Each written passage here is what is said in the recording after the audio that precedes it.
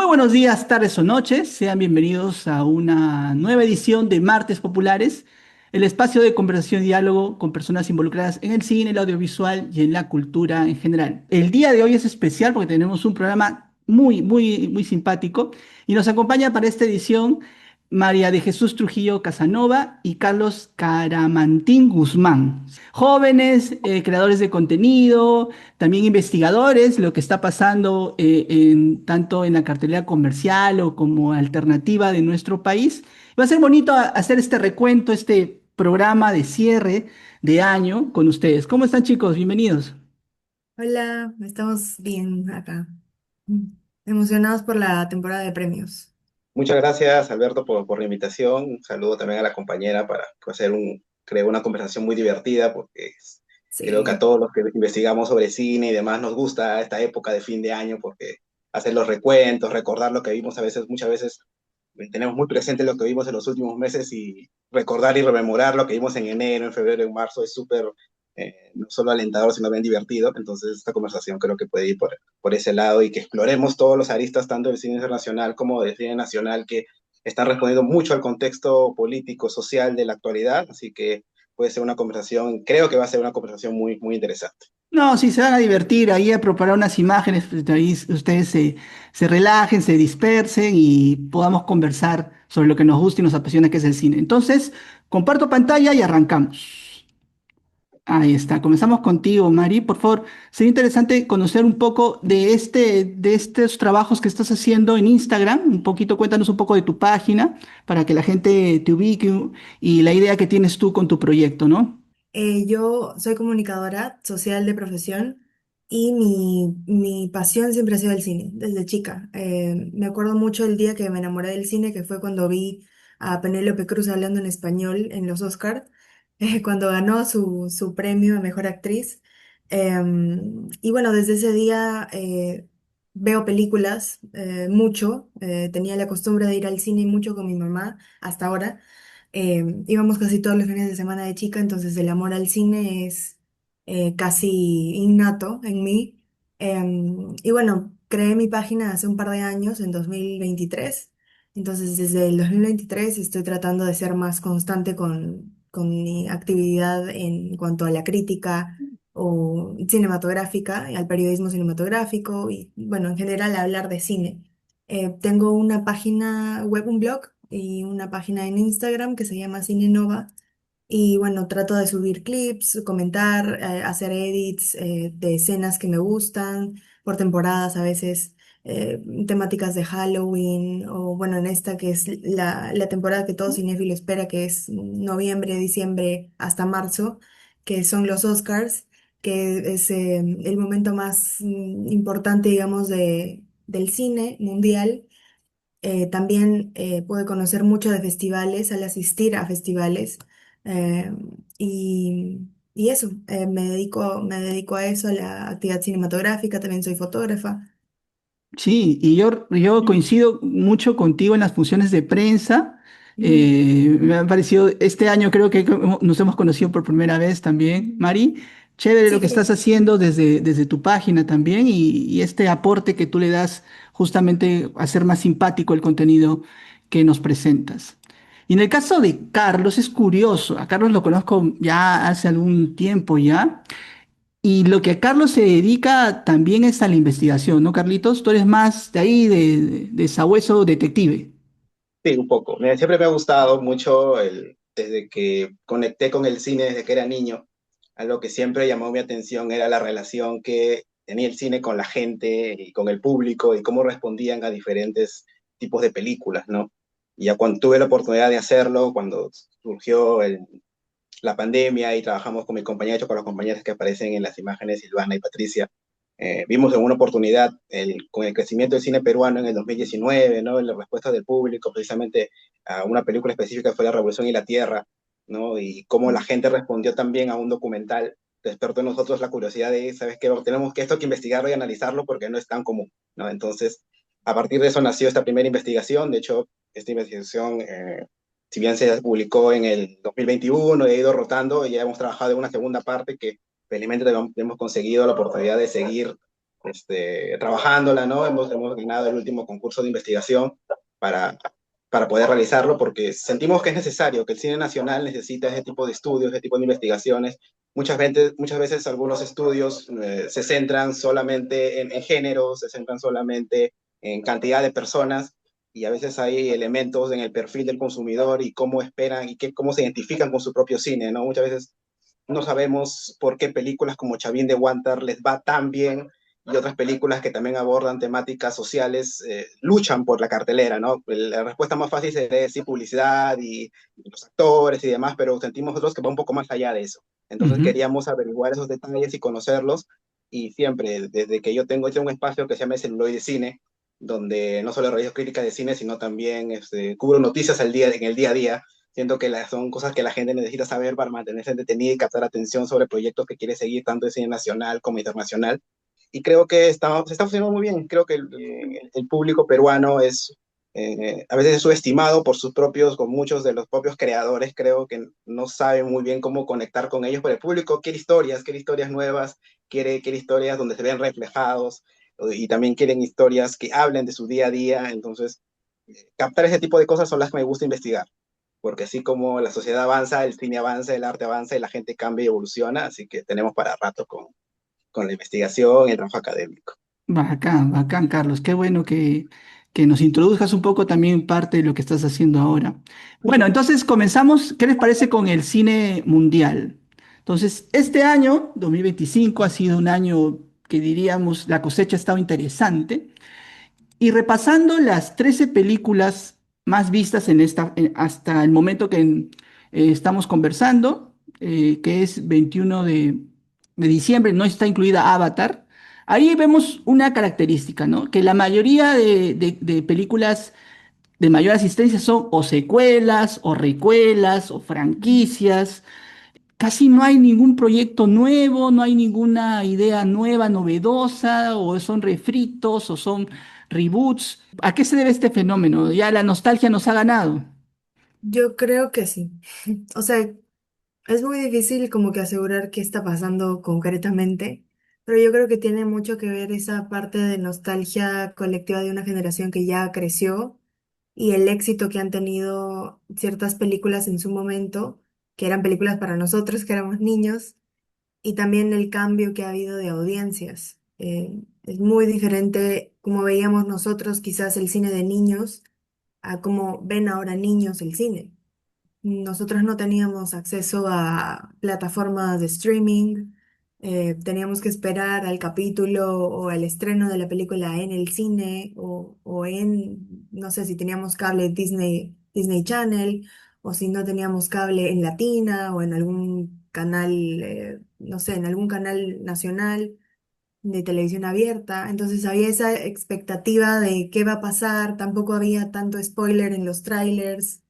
Creo que había una magia de expectativa, una magia navideña en el cine de ser expectante a lo que va a pasar a continuación. Entonces, creo que eso un poco se ha perdido. También la forma en la que se cuentan las historias es mucho más diversa a como era antes. Entonces, creo que son varios factores y el que quizás más pesa es el de la nostalgia junto con los intereses comerciales, que ahora son quizás más agresivos que antes. Yo quería complementar un tema que es muy importante, creo, y también responde al tema social, que es el factor económico. Yo creo que muchas personas piensan dos veces antes de ir al cine, ¿no? O Mm. sea, dices, si voy a ir, tengo que ver algo que creo que yo esté seguro que me pueda satisfacer de alguna manera.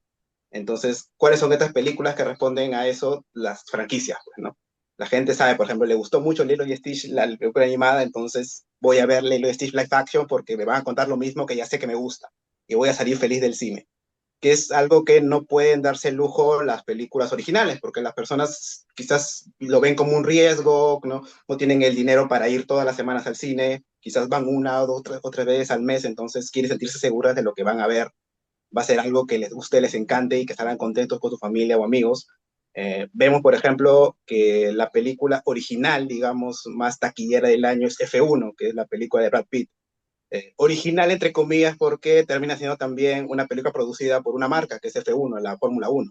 Hace 2 años la película más taquillera fue Barbie, que también pues, era original en teoría, pero respondía también a una marca que era Mattel, ¿no? Entonces, también son resultados un poco engañosos para decir que son películas originales que triunfan, porque siento que las personas buscan eso, buscan sentirse bien, buscan salir, al menos al ver películas súper grandes en familia, van en grupos de cuatro, en grupos de amigos, y la nostalgia sabe cómo jugar en esos terrenos, pues, ¿no? Porque vas a ir y vas a ver, ¿no? A ver, por ejemplo, vemos a Tariel Steve, está Minecraft, que por ejemplo es un videojuego muy, muy popular, ¿no? Entre los muchachos y los jóvenes, que entonces van a ver lo que ya ven todos los días de su computadora, quieren irlo a ver en una pantalla mucho más grande. Entonces, así es la relación de conexión. Entonces, las películas originales lamentablemente no pueden jugar en esa liga, no se sienten muy, tienen que, por ejemplo, este año me parece que una de las películas que sí funcionó y que le hacía muy bien, al menos en Estados Unidos, fue Sinners de Ryan Coogler, ¿no? Que es una película, sí es una película original, ¿no? No aparece, digamos, en el top principal, pero al menos es una película que le ha ido bien. ¿Por qué le ha ido bien? Porque jugó su marketing por el lado de identidad, ¿no? Muchas personas afroamericanas en Estados Unidos se sintieron muy representadas por esta película y la película la trata con mucho respeto, la historia negra, la historia al menos afroamericana.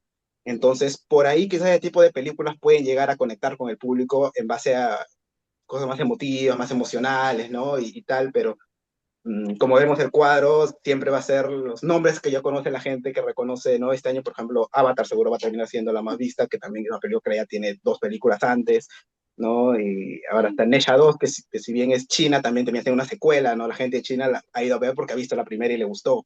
Ujú. Tiene siempre tener la gente eso atrás, esa carga, esa mochila de que esto lo conozco, esto sé, esto va a funcionar en mí, porque la primera lo hizo o la original lo hizo, entonces quizás las marcas, los grandes estudios ya vieron que sobre eso hay que darle, ¿no? Y esperemos en ese sentido que algunas se sigan arriesgando, ¿no? Si bien tenemos a estudios como Neon o A24 que trabajan con directores y autores para películas originales, ellas también parece que desde el próximo año van a empezar a invertir con franquicias con nombre. De hecho, A24 va a producir ya adopciones de videojuegos y demás, ¿no? Ujú. Nombres conocidos, porque ellos sienten que no pueden sobrevivir todo el tiempo solo con cine de autor.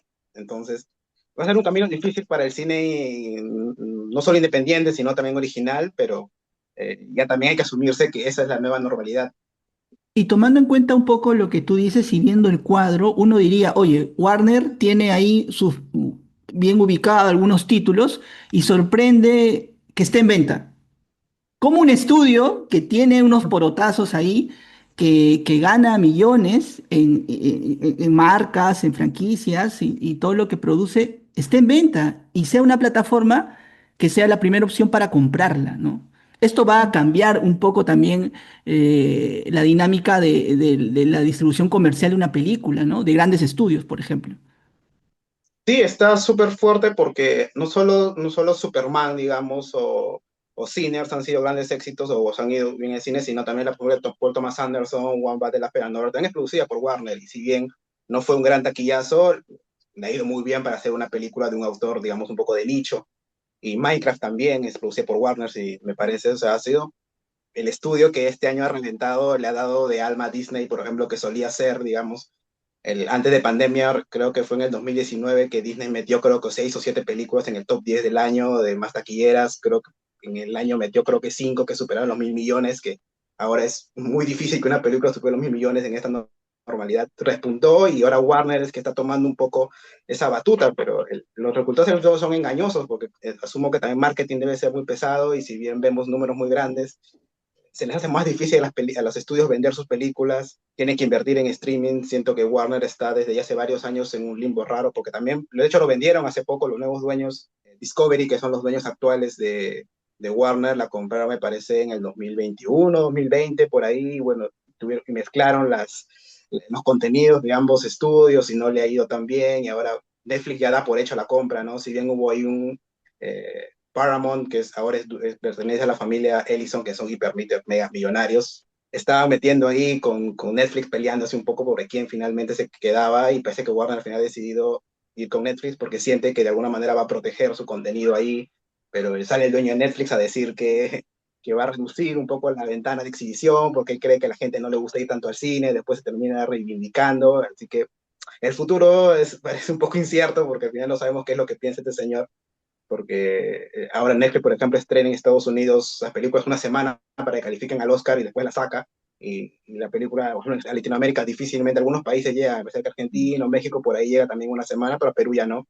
Y que Netflix sea tan poderosa ahora, sea tan poderosa capaz de comprar a un estudio que parece que le va bien, como tú dices, al menos parece que le va súper bien en taquilla y demás, tenga la capacidad de comprarlo es loquísimo, ¿no? Y da una cara de cómo la gente en realidad, sí, o sea, no quiero darle la razón al señor de Netflix, pero es mucha gente la que se decide por el streaming por encima de las grandes salas, ¿no? O sienten que es un intercambio económico incluso más efectivo, porque dice, voy al cine, voy a pagar 20 soles por la entrada, por cancha me sale 50 soles, y Netflix cuesta 39, 40 soles y veo un montón en mi casa, ¿no? Hacen esa transacción porque vivimos en un mundo donde ya todo se valoriza así, ¿no? Todo es, que esto me cuesta más o menos y el valor que te puede brindar la pantalla de cine ya no te tiene tanto peso en una gran parte del público, ¿no?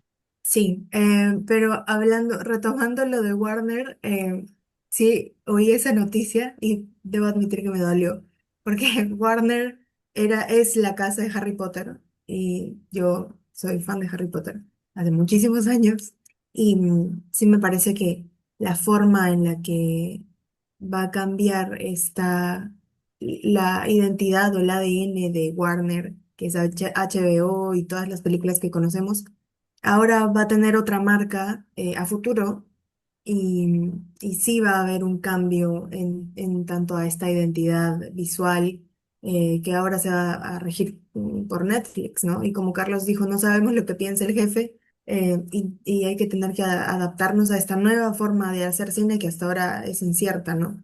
Yo personalmente creo que el cine tiene que vivir para siempre, o sea, la sala del cine, pagar tu entrada, comprar canchita, gaseosa, todo eso, creo que se debe seguir manteniendo, pero hay un gran riesgo que son los streamings y creo que ahora la gente busca comodidad y también el ahorro y creo que todo engloba como que la comodidad en cuanto al cine, al sentirse cómodo, al ver cine, seguro de que esto me va a convenir o no. La pensamos un poco más a la hora de ver si invertimos tiempo y quizás dinero en ver una película que quizás nos pueda convencer.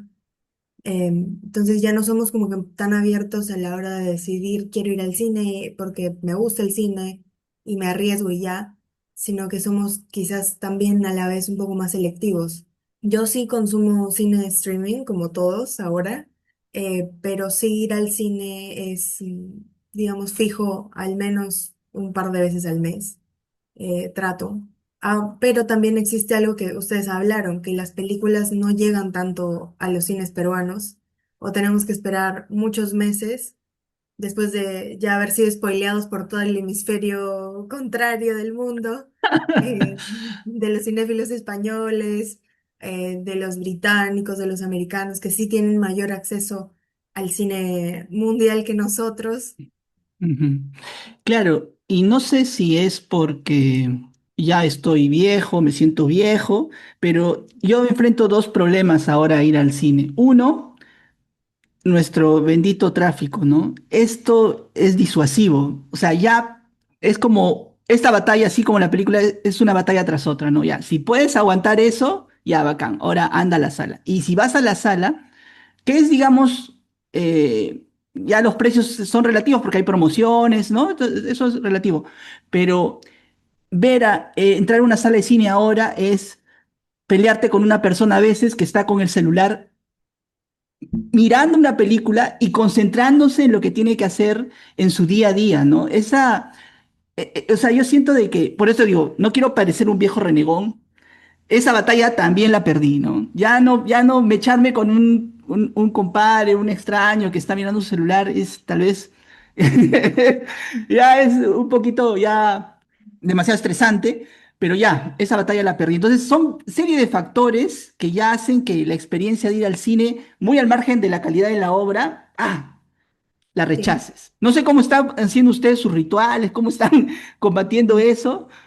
Yo quisiera comentar algo de lo que dijiste. Creo que es importante mm, entender, yo me di cuenta de eso en las funciones de prensa, que la gente que se interesa por el cine como nosotros tiene como que preconcebido, ese respeto innato que le tienes que dar a la película, a la obra, nos concentramos en ver la película, ¿no? O en apreciarla, en comentar, en escribir, hacer nuestras notas, apreciar cada detalle de la peli según nuestra forma, nuestro estilo. Pero no existe la cultura del cine, no existe la cultura de la cultura en el país, está muy aplastada.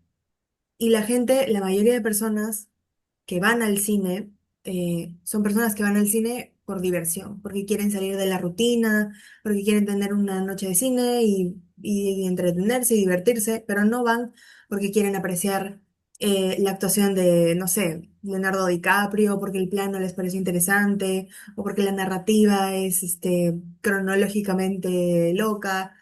O sea, no se fijan en detalles que quizás un cierto grupo de personas que habla de cine sí lo apreciaría un poco más, pero aparte de ese pequeño grupo, la gente se va al cine porque está ligado al entretenimiento. Y bueno, comparar cómo ve un crítico, como un cinéfilo así como súper fan, con el público en general sí quizás es un poco desfasado, pero sí es necesario creo hacer esa comparación. El cine es cultura y nosotros sabemos que el cine es cultura, pero a la vez es entretenimiento. Entonces siempre va a haber esta pelea entre un cine comercial y un cine de autor, siempre va a haber eso, y es también una lucha que quizás se parece a lo que tú dices, ¿no? La gente con los celulares, o que simplemente llega tarde, o que entra y no le importa hacer ruido, que prende su lámpara, su linterna, o sea, todas estas cosas, eh, yo las tomo como falta de respeto a la obra, al director y a toda No, y la a gente que nosotros hace la también, o película y a sea, nosotros, no te exacto, importa el otro, o sea, y a la audiencia, exacto. Entonces, todo eh, este actuar, digamos, desinteresado, porque simplemente te quieres sentar y pasarla bien y no te importa nada, eso es como, dice mucho de nosotros como sociedad y tiene también un trasfondo muy cultural, social, obvio. Pero creo que es eso, como que la gente simplemente va al cine porque les gusta ir al cine y porque, bueno, no tengo nada que hacer hoy día en la noche y el cine pues es lo que más llama, ¿no? O vamos a cenar o vamos al cine. Es como que una de las principales ideas para salir un poco de la rutina en un fin de semana, ¿no? Entonces, como que son varias cosas. El público peruano se ha visto afectado, igual que mucho público latinoamericano y mundial, por la pandemia. No, la pandemia terminó, o sea, ¿cuánto tiempo estuvimos sin cine? Año y medio aproximadamente. Porque la pandemia cayó en marzo del 2020 y las primeras salas se abrieron en la segunda mitad del 2021. O sea, era un montón de tiempo donde al público que le gusta ver cine, que le gusta ver películas, le gusta ver series, su única salida era la pantalla chica de su casa, ¿no? Tal vez la laptop, tal vez su televisor, pero la dinámica viendo, ¿no? Y algo que nosotros rescatamos en la investigación era eso, que la dinámica había cambiado un montón, ¿no? Y que el cine de alguna forma volvió más selectiva a la gente, ¿no? Una película que marcó mucho a la gente en 2021 fue la película de Spider-Man, Spider-Man No Way Home, fue la película con la que mucha gente volvió al cine, ¿no? Mucha gente, la primera película que vio post pandemia fue en diciembre de 2021. Las entradas reventaron y recuerdo que esa semana también permitieron que se vendan más entradas en los cines, porque entonces cuando recién empezó el posterior a la pandemia, había huecos entre espectadores, ¿no? Tenías que comprar y dos asientos tenías que dejar libre para que entren los demás, y eso lo liberaron para que la gente vaya un montón a ver Spider-Man. Pero muchas de las dinámicas que la gente captó en pandemia, justo te comentaba con anticipación una conversación que si te llegaba si te llega un mensaje mientras estás viendo una película en Netflix, pausas un ratito en Netflix y dices, una pausa a la película porque tengo que responder esto que es importante porque me está escribiendo mi novia, me está escribiendo mi papá, y no sé, y le respondo. Termino de responder, le doy play de nuevo y sigo viendo, ¿no? Es algo que no puedes hacer en una pantalla así, ¿no? Entonces, la persona tiene que dividirse entre respondo cuando salgo o respondo en el momento, y hay gran público que dice responde en el momento y saca su celular, responde, ¿no? La pantalla afecta al que está al costado y tal, y responde y suena, pi, pi, suenan los mensajes en la mitad de la sala. Hay personas a las que ya no les molesta eso o creen que no les molesta a otro porque ellos ya se acostumbraron a esa dinámica, ¿no? Ellos piensan que es lo más normal del mundo dejar de mirar la pantalla durante 2 minutos para responder un mensaje. Entonces, ya te quita un poco ese respeto por el espectador de al lado, ¿no? Que quizás no maneja lo mismo. Por ejemplo, mi caso ya es muy personal. Yo cuando entro al cine, quito los datos de mi teléfono, o sea, apago los datos de mi teléfono y lo guardo en mi bolsillo y digo, si es algo inmensamente importante que ha pasado en mi casa, que ha pasado con alguien, me va a llamar, digo, no, si es un mensaje de WhatsApp, lo puedo responder a la hora y media, 2 horas que salga de la pantalla. No va a pasar nada súpermente grave, entonces, pero ya la gente no está acostumbrada a eso, o sea, le cuesta mucho no sentirse conectada, ¿no? Y eso se demuestra con que lamentablemente algunas personas terminan pensando que la sala de cine es la sala de su casa, ¿no? Y entran, como mencionaba María, entran, llegan tarde con la luz del celular para buscar su asiento, te apuntan en la cara, ¿no? ¿Varias veces ha pasado que apuntan en la cara y me preguntan, ¿no? ¿Este es el F5? Y es como, amigo, cuando compraste tu entrada tienes que darte cuenta de cuál es tu F. Y él te llega tarde. Recuerdo muy claramente un ejemplo que hasta ahora me causa entre risa y un poco de pena. Cuando fui a ver Past Lives hace 2 años, bueno, el año pasado, Past Lives de Celine Song, entraron dos chicos que se sentaron a mi lado a los 15 minutos de empezar la película, cuando yo había pasado todo el preámbulo de los protagonistas en Corea. Entonces, y se sentaron y llegaron a esa hora, ¿no? Y vieron todo el resto de la película y yo me ponía a pensar, ¿cómo pueden entender ellos la película si no han visto quizás la parte más importante del vínculo de los personajes, ¿no? O sea, ellos se han quedado solamente con una mitad de la historia y demás. O sea, ¿cómo pueden ellos salir después y decir, vi esta película? Y yo decía, no la vieron. O sea, pueden haber visto una parte de ese en el cine, pero la película como tal no la vieron, no vieron lo que la directora quería mostrar, ¿no? Vieron una historia cortada, un pedazo y retazos, pero no, y mucho público hace eso, ¿no? Las películas más de autor les cuesta encontrar su público si las personas manejan estas dinámicas, ¿no? Son películas que requieren la atención constante de la gente y si las personas están con más preocupadas por si le escriben al celular, por si llegó su amigo a tiempo y por eso entran tarde, porque el amigo llegó tarde, entonces entraron después.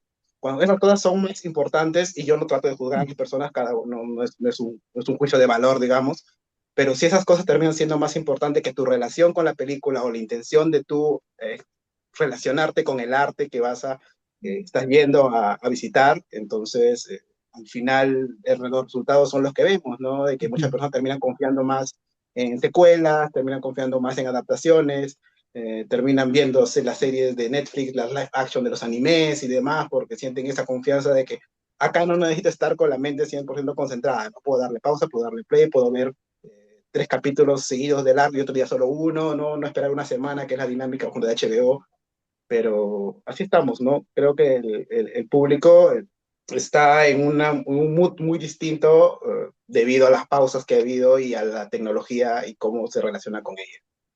Bueno, entonces ya, paremos de renegar. Yo también lo digo por mí. Y les invito ahora, ya que estamos hablando que el cine es una experiencia, que nos compartan sus experiencias más agradables este año en una sala de cine primero, y ya después en el streaming, pero primero en una sala de cine. Yo partiré por la que acabo de colocar, una batalla tras otra, una película que en verdad me sorprendió. Y muy entretenida también. Tiene de estas cosas que uno no espera.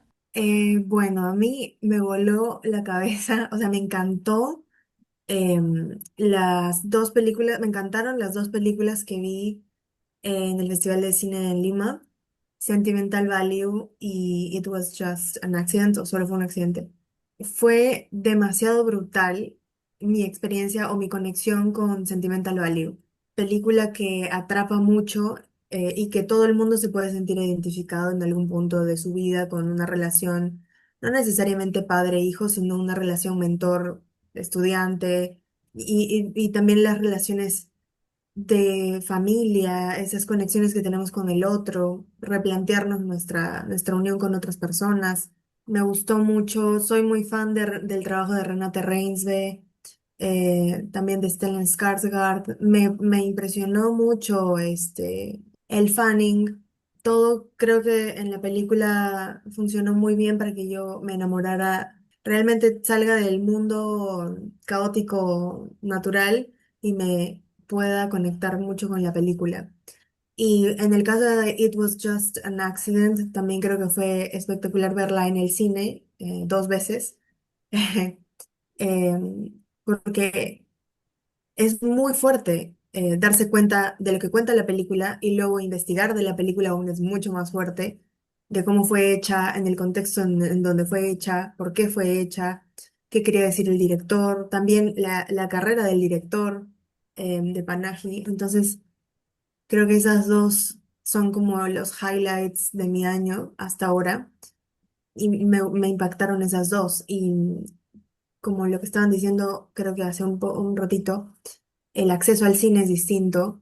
Eh, en Perú tenemos acceso muy limitado y tener estas joyas del cine en espacios como festivales o que sean estrenos mundiales y que vengan a Perú es un lujo. Y bueno, vivir también acá yo vivo en Trujillo, el cine aún es más limitado.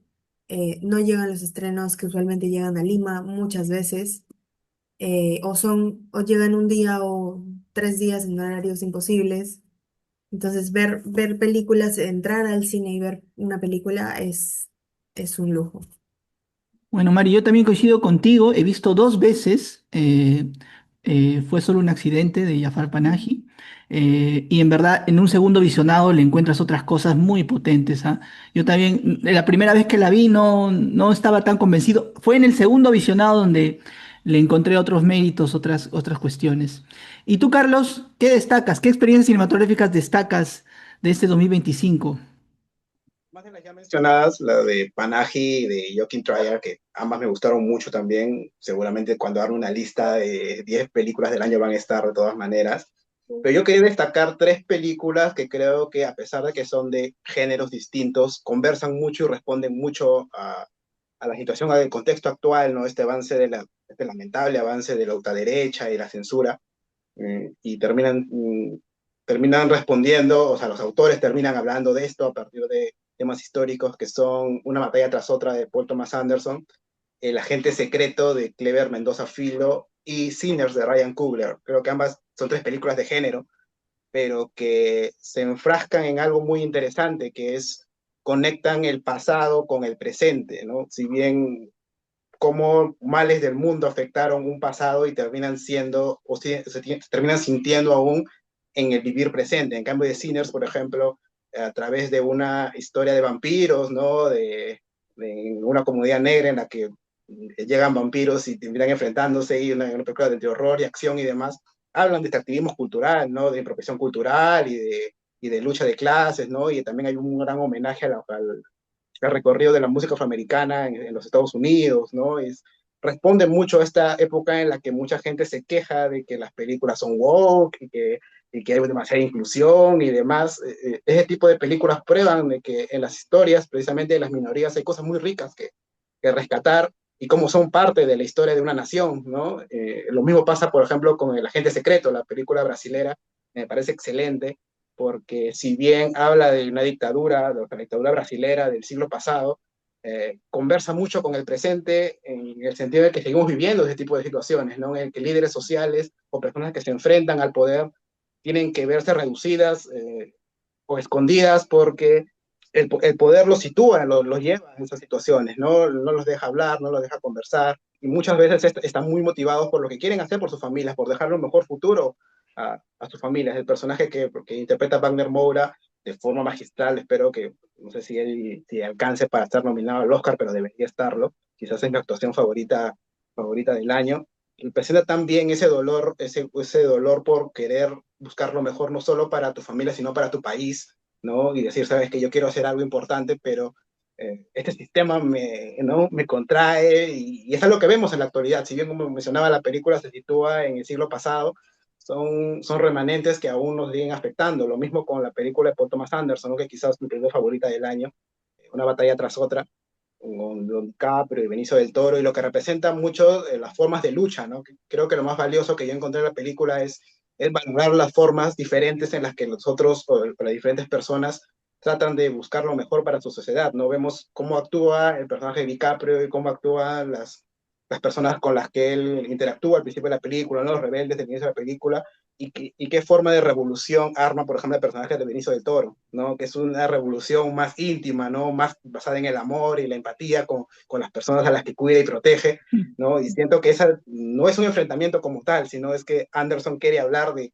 que hay muchas formas en las cuales podemos liberar y podemos darle contra a este poder que está avanzando y esta situación actual en la que vemos, en la que hemos visto lo que ha pasado en Argentina, lo que ha pasado recientemente en Chile con la victoria de Kast, Trump en Estados Unidos, en Europa. Acá también estamos medio complicados, no sabemos cómo va a ir la política en los siguientes años, pero que el arte responda a eso es lo que necesitamos, ¿no? Que los autores se sientan en la libertad y esperemos que ahora, por ejemplo, cosas como la compra de Warner, por ejemplo, ponen un poco nos destruye un poco el miedo sobre qué tanta libertad van a tener muchos autores de tener de poder lanzar ese tipo de películas desde grandes estudios, ¿no? Con estos mensajes importantes y estas narrativas que se necesitan en estos momentos. Esas tres películas creo que conversan mucho a pesar de ser de diferentes géneros y están entre lo mejor que he visto y mis mejores experiencias también en cines este año. Qué bacán, qué chévere. Coincido contigo con relación a una batalla tras otra. Entre las otras películas que vi está esta, Companion, creo que me pareció una comedia delirante pero muy ingeniosa. La hora de la desaparición también era una película muy particular, otra manera de ver el terror también, como un poco lo que comentabas tú, Carlos. Y Un poeta. Para mí, un poeta es la experiencia cinematográfica festivalera, una de las más interesantes y más curiosas. Me divertí mucho, pero también me puso a cuestionar algunas cosas. Que una película consiga cuestionarte y a veces uno piensa, esta película sobradamente se podría hacer en un contexto peruano. ¿Cuántos de nosotros conocemos ese tipo de personajes como el poeta de Simón Besa Soto, ¿no? Y es una de mis experiencias también cinematográficas festivaleras más interesantes. Espero que haya un estreno comercial. Merece verse mucho esta película. Y bueno, vamos al lado peruano. Este año el cine peruano ha sorprendido, pero yo creo que ha sorprendido más por el lado documental, no tanto por la ficción. Sí, Pero ¿a qué iba esta imagen, perdón? Al cine comercial peruano es lo que hemos tenido estrenos comerciales peruanos. Hemos iniciado el año con Amor Erizo, fue la primera película que se estrenó en salas comerciales, y terminamos el año con un documental, un mediometraje, Fuimos Héroes, elaborado por el grupo El Comercio. Pero antes de hablar del documental peruano, que es lo que destaco este año, hay cosas muy curiosas, ¿no? Tondero estrenó tres películas. Su apuesta fuerte fue esta, Locos de Amor 4, Mi Primer Amor, ¿no? Ramón y Ramón, la segunda película de Salvador del Solar, coproducida con El Deseo de España. Y Astronauta, también tiene ahí una participación tondero, en la primera película del actor Paul Vega, ¿no? Entonces, a mí Tondero me parece un misterio, siempre me ha parecido eso. Hay una apuesta por entre cine comercial y también cine de autor, pero no sé qué ha pasado este año que no han tenido el éxito que buscaban. el año de Tondero ha sido muy caótico, ¿no? Siento que ellos supieron en algún momento con las películas de Asumare llegar a una gran cantidad de público, pero siento que el gran error de ellos ha sido no aprovechar ese momentum, ¿no? Para probar con otras alternativas, ¿no? Siento que siempre muchas de las películas que sacaron posteriormente eran muy parecidas a las otras, ¿no? Como que querían repetir el éxito otra vez, y descuidaron mucho al público, el público peruano, algo que es una característica que tiene es que es muy voluble, ¿no? Pueden sacarle una película y nadie se entera que se estrenó y puede sacarle otra como Chavín de Huántar, que trata de un tema actual y 1,5 millones de personas van al cine, ¿no? No, es difícil de anticipar. Entonces tú tienes que jugar y probar. Entonces, si tú eres muy timorato como productora y todos tus proyectos son muy parecidos y las mismas caras de siempre, algo que muchas personas nos mencionaron precisamente en la investigación en la que nosotros trabajamos cuando hablamos sobre el cine comercial nacional, una queja recurrente era, es que estoy aburrida de las mismas caras de siempre, los mismos actores de siempre, ¿no? Y la diversidad no la sienten o no la palpan y las películas, este año por ejemplo la película peruana que más me gustó fue Punku, que la vi en el Festival de Cine de Lima, que está muy lejos de parecerse a cualquier película de Tondero y creo que eso es interesante, ¿no? Que el cine peruano necesita ese tipo de variaciones, ¿no? De conectar con el público. Espero que Punko tenga pronto un estreno comercial. Yo sé que no es una apuesta grande o no espera que llene salas o llene 1 millón de espectadores como Chavín de Huántar, pero es el tipo de propuestas que el cine peruano necesita, ¿no? A mí me gustó también los documentales. Justo mencionabas que era un año de documentales para el cine peruano. Me parece que los Runasimi y La Memoria de las Mariposas me parecieron documentales muy valiosos dentro de sus formas, creo que son documentales muy diferentes. Runasimi es más una exploración de la vida de este joven que buscó traducir o buscó generar el doblaje del Rey León de una forma muy emotiva, muy cariñosa, ¿no? Con mucho respeto por el cine, una película clara, ¿no? Con el respeto y el cariño y la conexión que el público tiene con el cine. La memoria de Esposas, que es un recuento más histórico, ¿no? Una exploración más del pasado que todavía le cuesta mucho al peruano reconocer y conocer como tal, conocer y reconocer, ¿no? Porque está muy oculto y tal, y este documental saca a la luz un tema que es complejo y demás. Y sí, coincido contigo en que el documental ha sido el género, digamos, el ámbito donde el cine peruano ha destacado mucho más este año y quizás en los años anteriores también hemos visto que estamos yendo por un camino muy, muy interesante. Tengo muchísima fe en el cine peruano y sí han habido películas muy buenas este año, documentales o docuficciones. También coincido con resaltar Punku, La memoria de las mariposas. Me pareció brutal, un ensayo experimental precioso. También Vino la noche, creo que es una de las mejores películas que de verdad nos cuenta una historia que esperamos que sea de una forma, pero en realidad mete cosas personales. Es también un film que me dejó muy sorprendida gratamente. Entonces, son estas películas las que creo que realmente son buenas y representan lo que somos como nación en diferentes contextos y diferentes formas. Pero sí siento que el cine peruano ha tenido más apertura, como ustedes dicen, en el ámbito documental este año.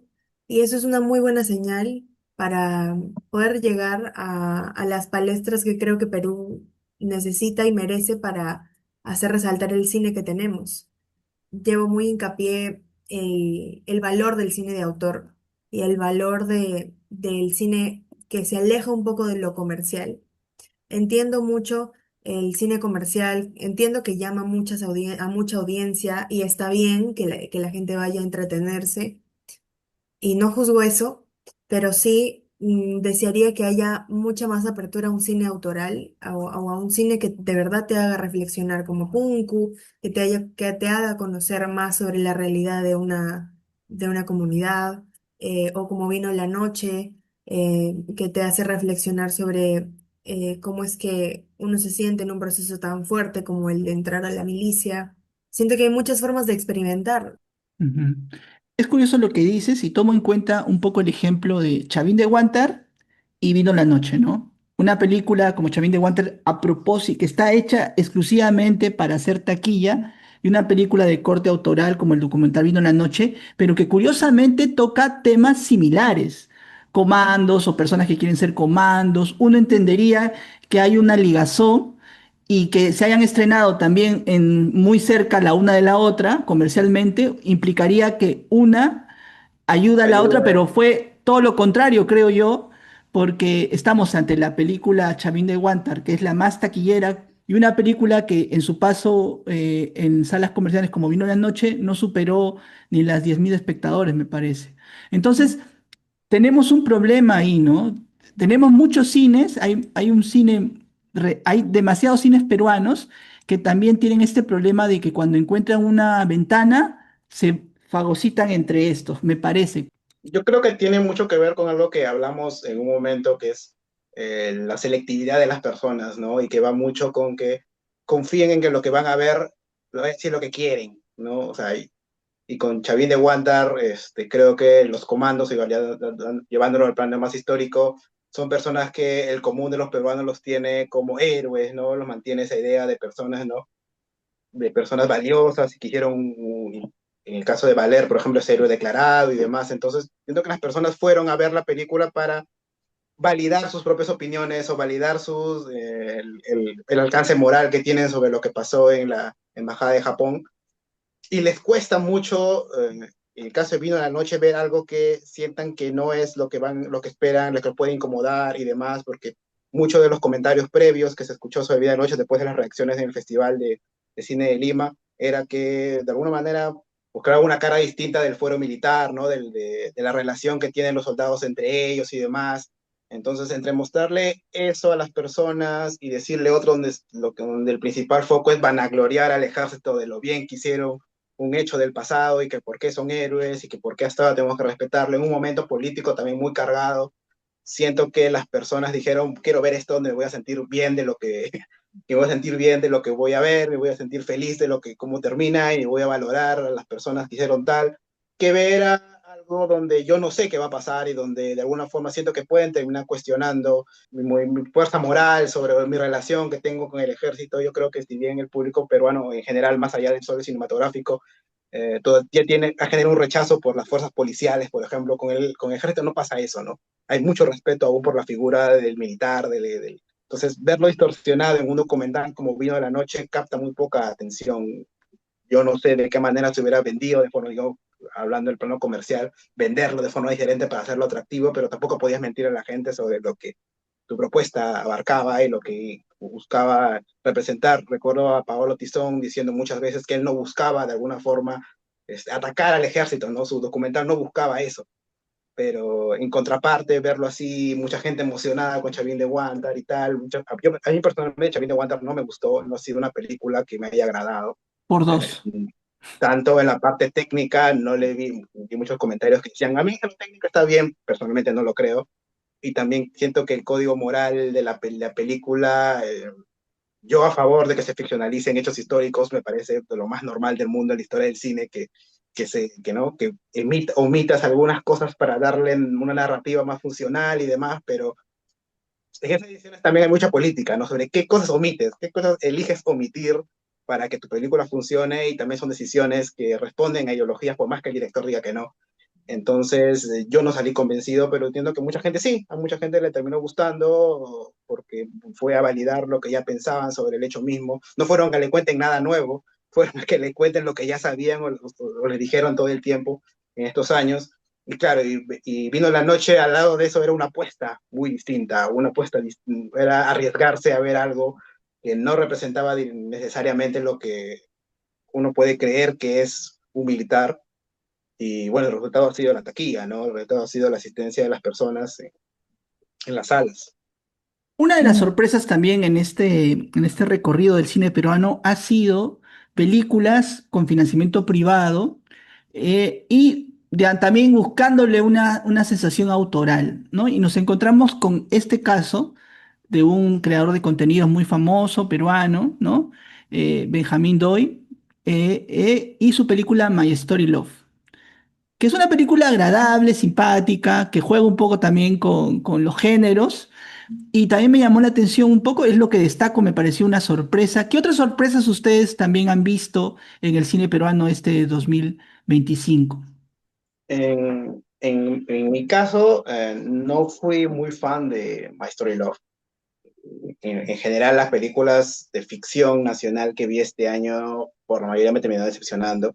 Pero quería destacar, sí, una película que quizás no tiene los alcances técnicos más gigantes, pero en su corazón, en su alma, había mucho cine que ver la película arequipeña Nanito.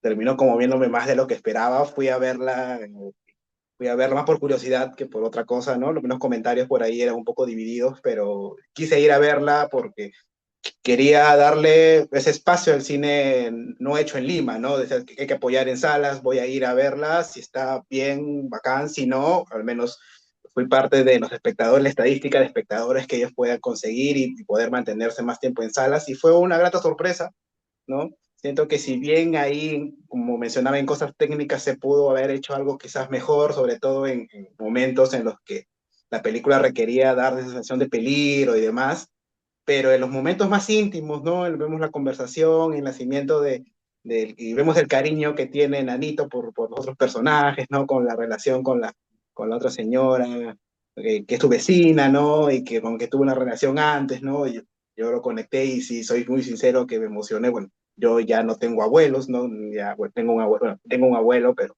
ya no tengo abuelas, y ver ese cariño tan sincero del director, el tratamiento del amor de los ancianos, ¿no?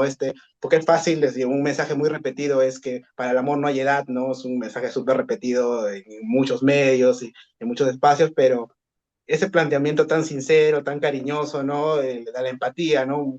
Al menos a modo personal, quizás, más allá de Pungu, que fue mi película peruana favorita, ya la mencionamos, dentro de la carrera comercial, digamos, la película peruana de ficción que más me sorprendió y más me agradó y con la que pasé un mejor rato en el cine este año. Yo me emocioné mucho con la La memoria de las mariposas.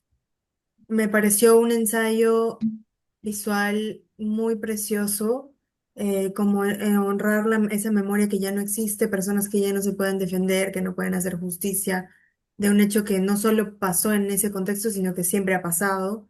Em, como dije antes, tengo muchísima fe al cine peruano. Creo que tenemos muchísimo talento, muchísimas historias por contar todavía, muchísimo por abordar. Adoro que haya muchísimo más cine regional. Me encanta que haya cine que experimente diferentes contextos, pero siento que al cine peruano le falta mucho esa gota de riesgo, esa gota de salir de una caja comercial y de una caja segura. Creo que hay muchísimas cosas que se pueden abordar, eh, muchas formas diferentes de hacer películas.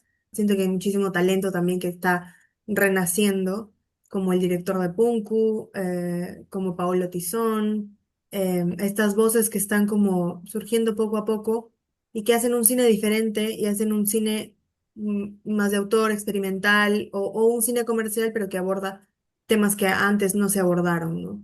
Pero sí, tengo fe de que en unos años vamos a poder hacer cine que nos represente a todos. También existe un poco de fricción entre esta identidad nacional que cada uno tiene. Somos una nación que en muchos aspectos estamos fraccionados, tenemos muchas heridas poco curadas de años, milenios atrás. Elecciones Em, pasadas todavía. exacto. Elecciones pasadas, eh, Pero traumáticas. yo sí creo que somos varias naciones en una sola nación y eso Exacto. también es el reflejo de nuestro cine. Hay cines de diferentes hechuras, diferentes dinámicas peruanas. Entonces, eso es, por ejemplo, ¿y sabes dónde se potencia y dónde está claro eso? En el documental de este año. Los documentales han sido muy distintos y han sido de temas muy particulares y que han logrado gracias a una coherencia audiovisual, narrativa, engancharnos, ¿no? En este caso, por ejemplo, el de Políticas Familiares, una película que está circulando de manera alternativa, que me pareció una sorpresa, que es prácticamente el director, un sonidista y a lo que venga la aventura, pero que te habla de un tema que en este contexto también es interesante, ¿no?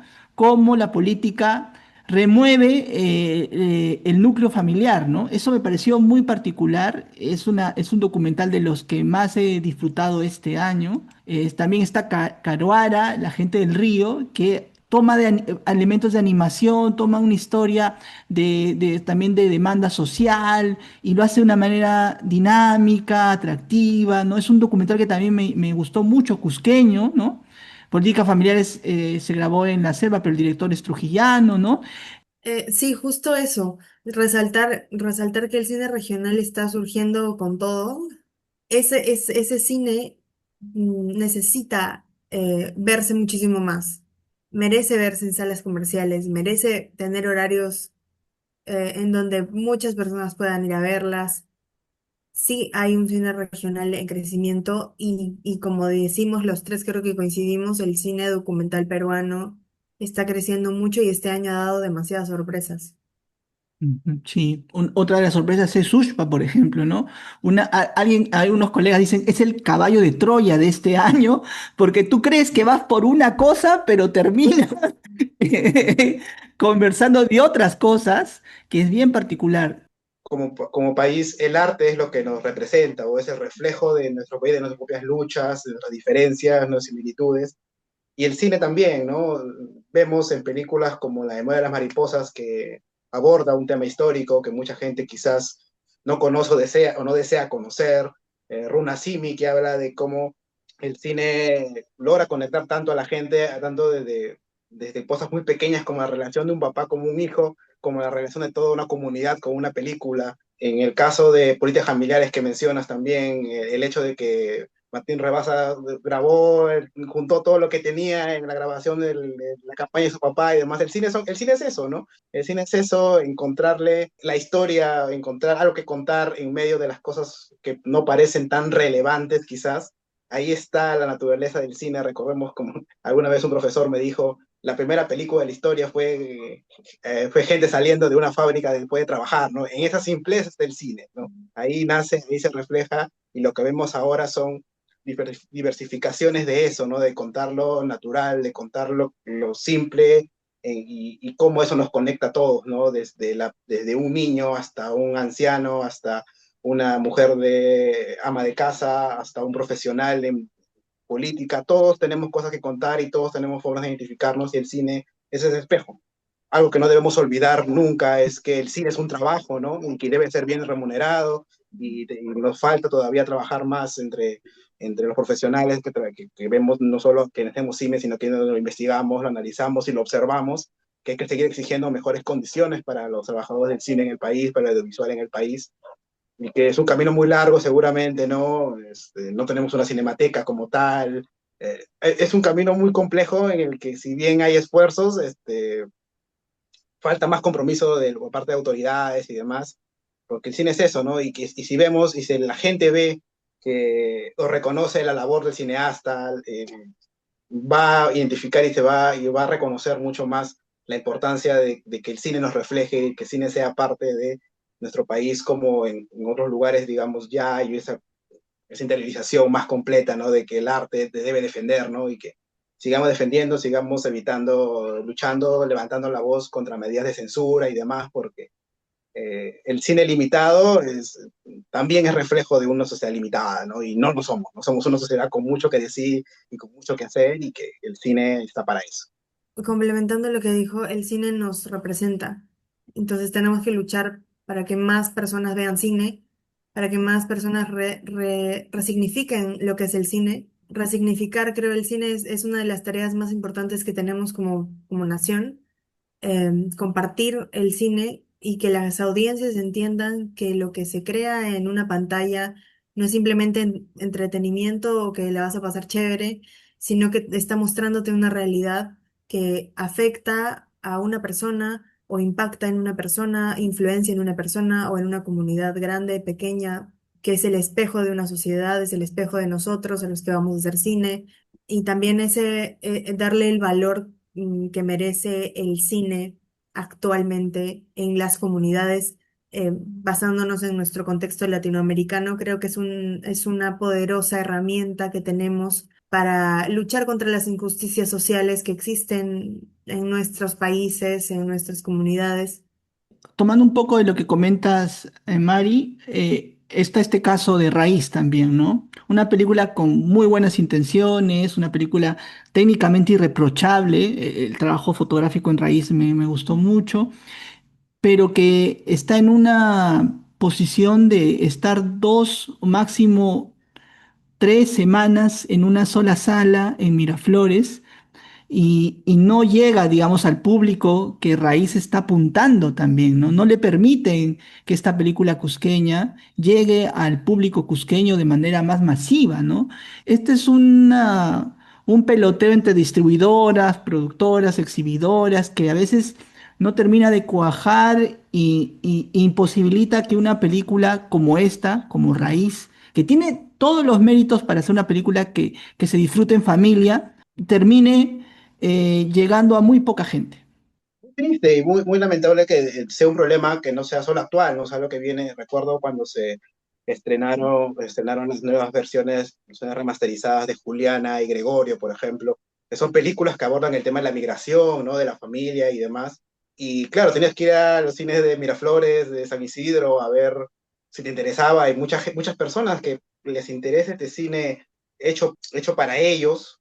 Y a veces ni se enteran, porque como en los cines que les quedan cerca no los pasan. Entonces tienes que estar muy involucrado, digamos, en el tema de estrenos y demás, para saber que esa película ya se estrenó. En el caso de Raíz, por ejemplo, tú tienes que estar muy atento a las páginas de los cines y demás, para saber en qué cines lo están pasando y tal, y el público general no se entera, porque en el cine por el que pasan cuando van a comprar sus cosas no está el póster, no está nada, y no saben, ¿no? Y esa película, claro, pasa desapercibida, porque quizás el público de estos de otros distritos más acaudalados, digamos, donde los pasan, sí las ven y tal, pero no tanto como para sostenerse más de una semana en el cine. La película termina saliendo y nadie se enteró.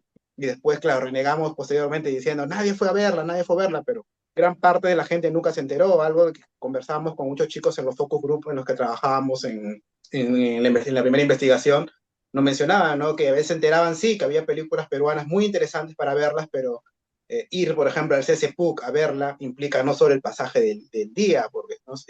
Tengo que comprar la entrada, tengo que tomar mi bus de San Juan de Urigancho hasta San Isidro, de ida y de vuelta.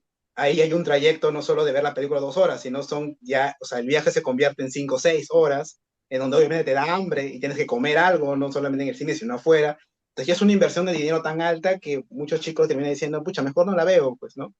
Me enteré que está presente, pero no la voy a ver porque no siento que tenga que gastar más de tanto dinero solo en ver una película. Y ahí, claro, esa confrontación entre el valor económico y el valor cultural, ¿no? Ujú. Y esto me cuesta tanto, entonces ya no es tan cultural para mí. Y cuando la cultura y acceder a esto se convierte en una inversión tan grande, simplemente termina de quedarse de lado, pues, ¿no? O sea, el cine no debería ser, así como otras expresiones artísticas, no deberían ser un gasto tan alto en la canasta familiar, ¿no? Raíz podría ser perfectamente una película que una familia completa puede ir a ver y entenderse y demás, pero nunca se enteran que es una película a la que pueden acceder, ¿no? Ujú. Porque el cine que les queda más cerca tiene Lilo y Stitch 3, Deadpool 4, Avengers 5 y tal, y sabes que para pasarnos bien y divertirnos un rato sin ir muy lejos, vemos eso.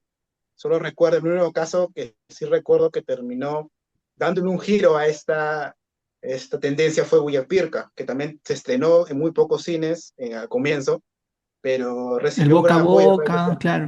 Sí, redes sociales empezaron a decir, vayan a ver Huayapirca, que está muy bien, está muy buena y tal.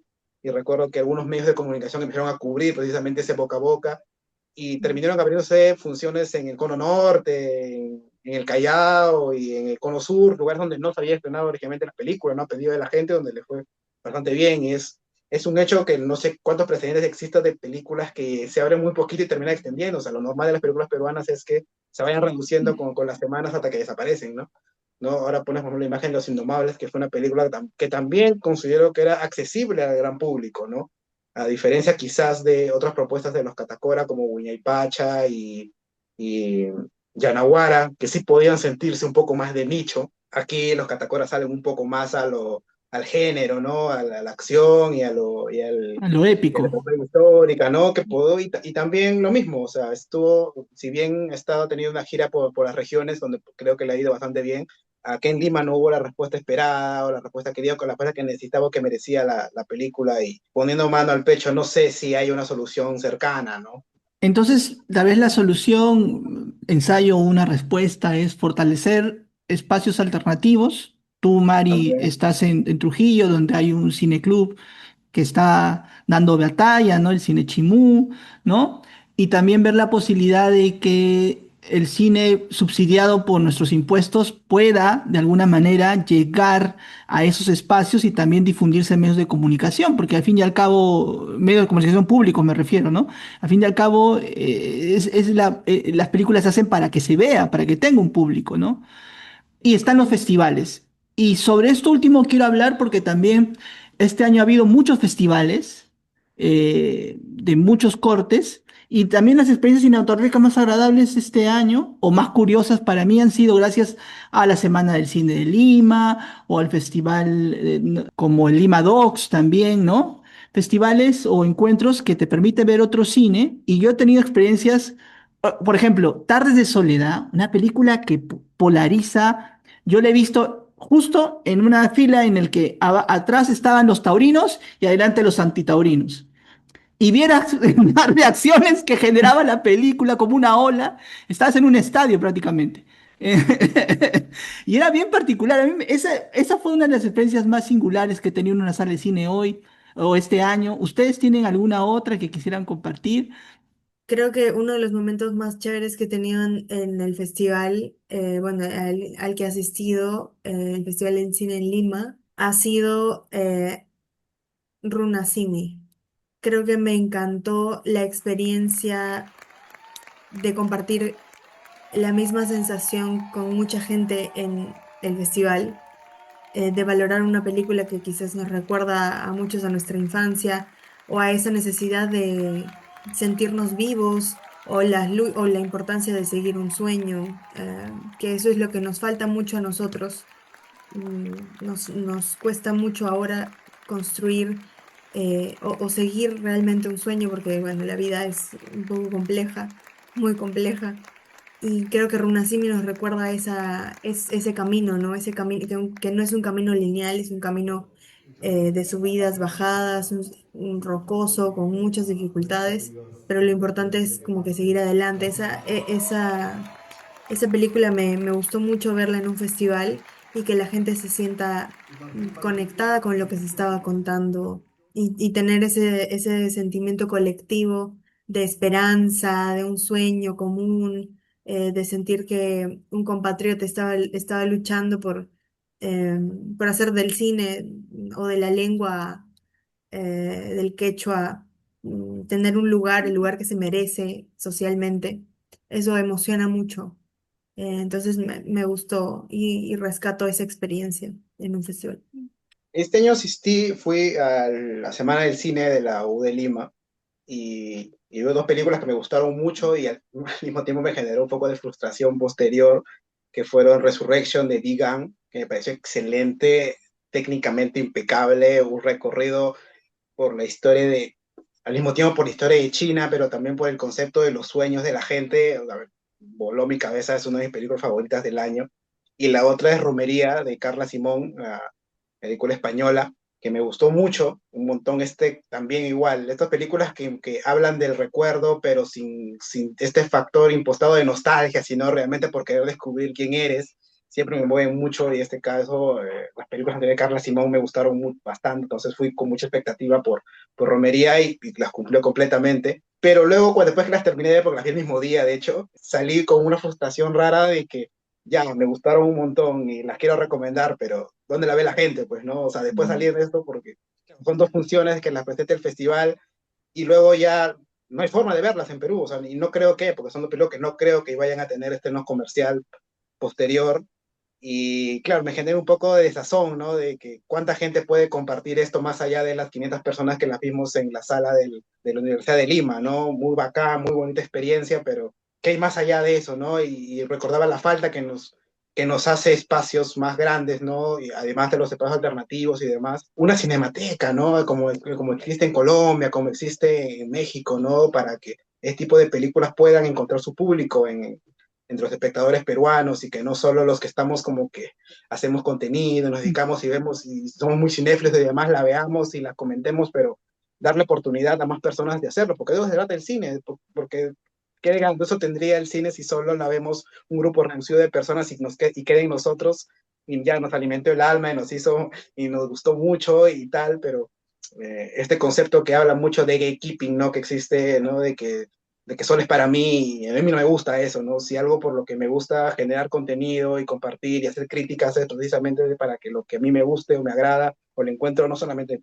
como Tarde de Soledad es una película que a mí particularmente, ahí discrepo contigo, Beto, no me gustó mucho, pero que creo que permite abrir un debate muy interesante sobre los documentales y la forma de hacerlos, ¿no? Y ahí encuentro lo valioso del aspecto, porque a mí no puede no haberme gustado, pero creo que hay muchas cosas que decir y muchas cosas que analizar sobre cómo funciona el documental en Europa, cómo funciona en Estados Unidos, cómo funciona en Perú, pero si en esa película no hay demasiadas formas de verla y la gente y el público no las puede hacer, ese debate queda un poco inerte y al final solo lo hablamos nosotros, ¿no? Entonces, creo que hay mucho que trabajar ahí y es importante que espacios como los que nosotros tenemos y otros compañeros más levanten un poco la voz sobre eso y la importancia de que el cine llegue a la gente, ¿no? Eh, Ujú. se habla de cine difícil y cine de nicho, pero esos nichos se pueden romper, ¿no? Así que queda el trabajo de nosotros como difusores, de mucha gente como creadora, y en ese puesto los felicito a ustedes también, muchachos, por el trabajo que hacen difundiendo el cine nacional e internacional, porque se necesita esos trabajos, ¿no? Sobre todo en estos tiempos en los que el Internet nos permite llegar a más personas, aprovechemos esas ventajas. Sí, yo quiero aprovechar esto que comentas, que sí, pues este año ha sido un año que nos ha permitido reflexionar sobre muchas cosas, tanto en el cine mundial como en el cine peruano. Tenemos una ley que todavía no se ha reglamentado. Esto también va a mover un poco los cimientos del cine a futuro. Ahorita no se ve porque estamos viendo las películas de la anterior legislatura, Claro, ¿no? pero Recuerdo bien. ahora se va a ver, ahora el 2026, 27 va a ser un reflejo de la nueva ley, ¿no? Esta caótica nueva ley de cine. Y sí, hay películas que quería destacar también. Esta fue la última que vi. Antes de conversar con ustedes, vi este Sueño de Trenes, que me pareció muy, muy simpática. Hubo una plataforma, la compré en Sundance y la ha puesto a fin de año. Supongo para la temporada de premios, ¿no? Pero Sí. muy, muy simpática esta película. Y una que vi al principio del año, que también me gustó, una española, Los Destellos de Pilar Palomero, que me encantó, me gustó mucho. Y bueno, ya saben nuestros amigos, en el caso de Carlos, tiene una página de Instagram, El Celuloide Cine. Ahí se encuentra mucha información. Yo me entero de muchas noticias gracias a Carlos y a su página. Te agradezco mucho, Carlos, por el trabajo. Y nuestra querida Mari tiene su Cine Nova, Cine en Nova sería, ¿no? Que también hay mucha, me gustan mucho sus reels con relación a cosas que le pasan a ella y se conecta a las películas, me parece un ejercicio creativo muy interesante y eso es también para destacar. Bueno, muchachos, ha sido un año 2025 caótico pero hermoso. Podemos cerrar ya con alguna idea que te queda un poquito de tiempo, pero ¿cómo resumirían este año cinéfilo para ustedes? En mi caso es un año que realmente va a marcar la pauta de lo que va a venir en los siguientes, por lo menos 5 años, ¿no? Creo que el contexto político, social, económico ha llegado a su punto más álgido este 2025, no solo en el Perú, sino creo que en la región latinoamericana, e incluso a nivel mundial. Y el cine, al ser un arte que representa a todos nuestros países, va a reflejarlo nuevamente en estos, en el 2026, 2027, como dices, los efectos de la ley se van a ver, no solo acá. El avance de la derecha en algunos países también van a hacer que muchos cineastas contesten a través de su arte y ver qué hacen. O sea, va a ser muy interesante y muy importante también ver cómo funciona todo y en ese sentido este año va a ser la puerta de entrada a esta renovación del cine y por otro lado, ya para terminar, muchas gracias por la consideración para la entrevista. Ha sido muy interesante, muy bonito conversar y compartir ideas. Como dice, yo soy editor de Celuloide Cine, que estamos en Instagram y también estamos en Facebook. Ahí nos encargamos diariamente, estamos compartiendo noticias y demás, pero también hacemos análisis, críticas y como ahora tratamos de conversar siempre con los compañeros para que el cine llegue a todos, como lo dije hace un momento, la idea, el objetivo de mi página en cierta forma y mía como difusor y como académico es que la gente vea cine, ¿no? Vea todo lo que puede y conozca y aprecie y la comparta con más personas, ¿no? Difundamos, no nos quedamos para nosotros todo y ahí vamos. Muchas gracias. Bueno, gracias por la invitación. Me encantó hablar con ustedes.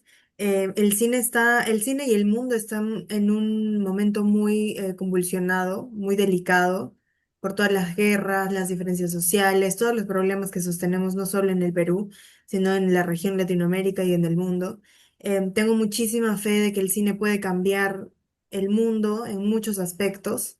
Y bueno, en el contexto peruano hay que ver qué nos trae de positivo todos estos cambios que van a haber y también muy atentos en cuanto a la protección del cine, que es lo que nos importa a todos y ojalá que podamos ir trabajando en pro de mayor difusión, de mayor democracia en el cine, de mayor accesibilidad, tanto para personas convencionales como también para personas con discapacidad. También hablar de temas de difusión, de análisis. Creo que el cine abarca muchísimo y es una de las herramientas más poderosas que tiene el ser humano. Muchas gracias, Mari, muchas gracias, Carlos. Ha sido un gusto conversar. Esta junta nos ha divertido, nos ha relajado y no queda más que agradecerles. Visiten los espacios de nuestros invitados. Les aseguro que van a encontrar información, análisis y comentarios muy, muy interesantes. Muchas gracias a los que nos ven y nos escuchan y ya tienen una nueva cita. El 2026 ya sería aquí en Martes Populares para seguir hablando con personas como Carlos y Mari que gestan, que trabajan desde el Perú para el mundo. Muchas gracias y Tuparanchis Cama para todos. Un abrazo.